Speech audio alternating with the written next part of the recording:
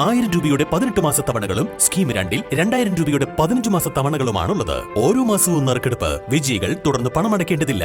Anupama gold gallery, golden diamond, Edavanna, Thiruvali, Othayi. Areekode Urangattiri പഞ്ചായത്തുകളെ ബന്ധിപ്പിക്കുന്ന മൂർഖനാട് കടവ് പാലം യാഥാർത്ഥ്യമാകുന്നു. കേരളത്തിലെ തന്നെ ആദ്യ കേബിൾ ബന്ധിത നടപ്പാലമാണ് ചാലിയാറിലെ മൂർഖനാട് കടവിൽ യാഥാർത്ഥ്യമാകുന്നത്.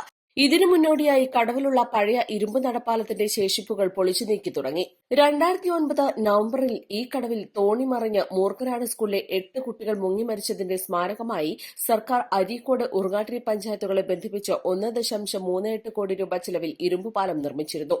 ഇതോടെ ഇരുകരകളിലുമുള്ള സാധാരണ ജനങ്ങൾക്കും വിദ്യാർത്ഥികൾക്കും തോണിയെ ആശ്രയിക്കാതെ ചാലിയാറിന്റെ മറുകരയിലെത്താൻ സാധിച്ചു. എന്നാൽ 2018 ഓഗസ്റ്റിൽ നിലമ്പൂർ കാടുകളിലുണ്ടായ ഉരുൾപൊട്ടൽ കാരണം ചാലിയാറിലൂടെ വന്ന കുത്തൊഴുക്കിൽ പാലത്തിന്റെ 1/4 ഭാഗവും പുഴയെടുത്തു. പാലത്തിന്റെ തൂണുകളിൽ വൻ മരങ്ങളോ മറ്റോ വന്നടിഞ്ഞതായിരുന്നു അപകട കാരണം. പാലം തകർന്നതോടെ ഇരുകരകളിലുമുള്ളവർക്ക് മറുപുറം കടക്കാൻ കിലോമീറ്ററുകളോളം ചുറ്റി അരീക്കോട് പാലം വഴി സഞ്ചരിക്കേണ്ടി വന്നു.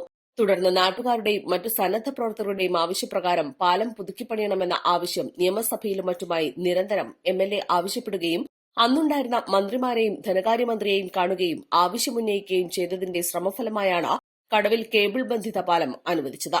3,75,00,000 രൂപ ചിലവഴിച്ചാണ് പാലം പണി പൂർത്തീകരിക്കുന്നത്. പുഴയിൽ കാലുകൾ വരാത്ത വിധം ഇരുകരകളിലുമുള്ള തൂണുകളിലും കേബിളുകൾ ബന്ധിപ്പിച്ച് നിർമ്മിക്കുന്ന പാലത്തിന് 150 മീറ്റർ നീളവും 2 തൂണുകൾ തമ്മിൽ 78 മീറ്റർ അകലവുമുണ്ടാകും.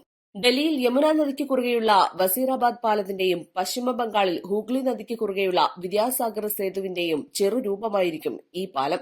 കാലതാമസമില്ലാതെ പണി പൂർത്തീകരിക്കുമെന്ന് MLA പറഞ്ഞു. East live, Areekode.